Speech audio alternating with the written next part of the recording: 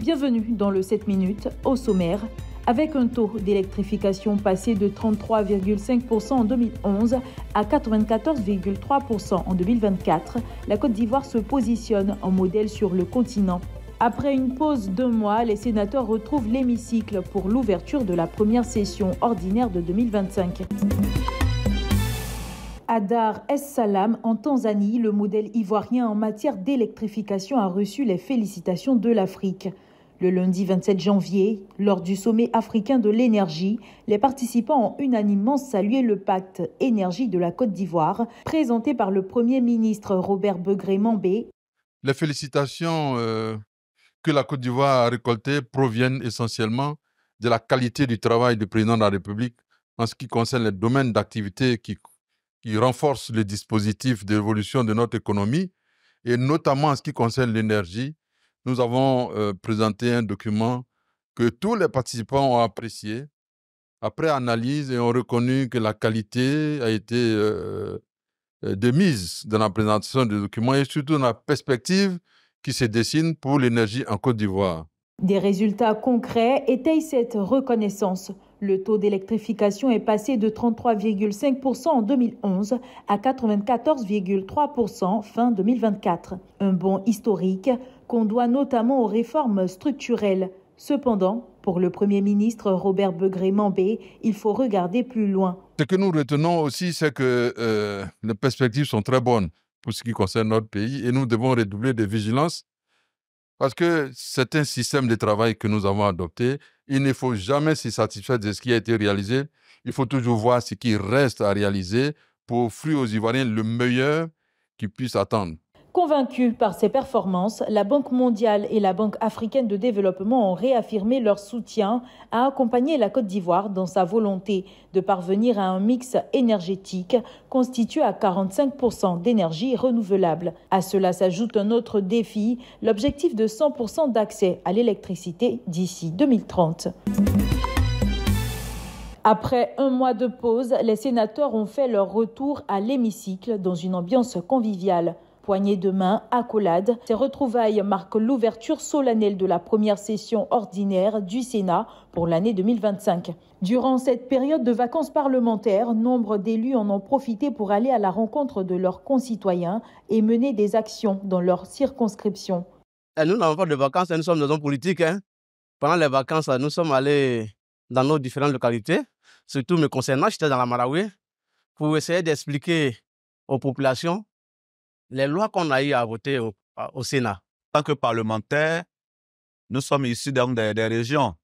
Notre électorat, c'est donc les conseillers municipaux, les conseillers régionaux.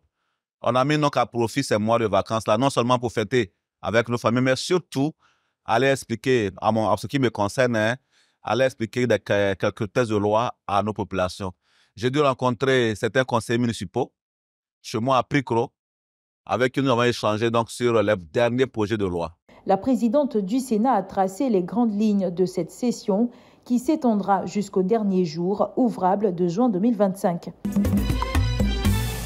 La Banque nationale d'investissement marque une étape décisive dans la transition énergétique de l'institution.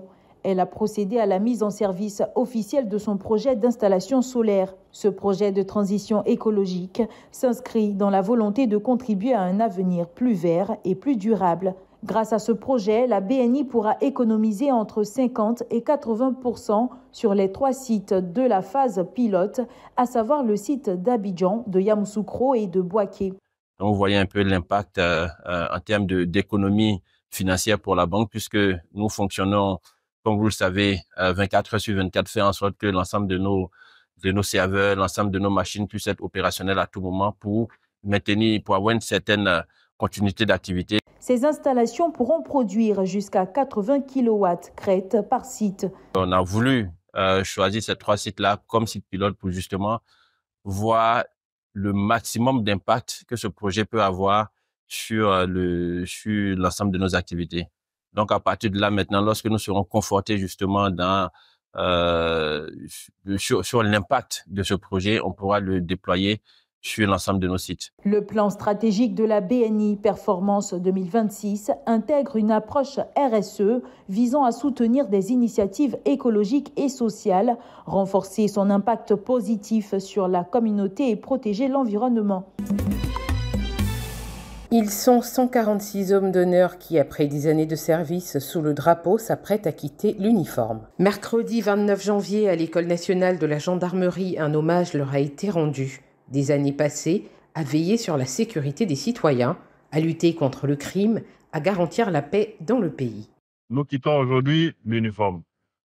Mais le serment que nous avons prêté à notre devise, pro patria, pro lege, pour la patrie, pour la loi, resteront à jamais enracinés dans nos cœurs.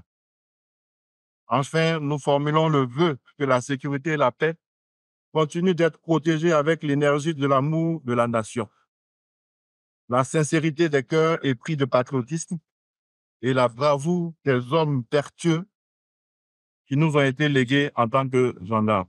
Continuez, les gendarmes, d'être vos frères d'armes.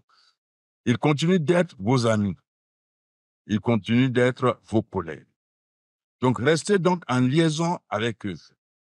Et comme j'ai l'habitude de le dire à mes frères qui sont dans la tribune et d'autres qui sont sur le terrain, je n'admets pas qu'un ancien gendarme qui vient vers la brigade ou toute autre unité soit considéré comme quelqu'un de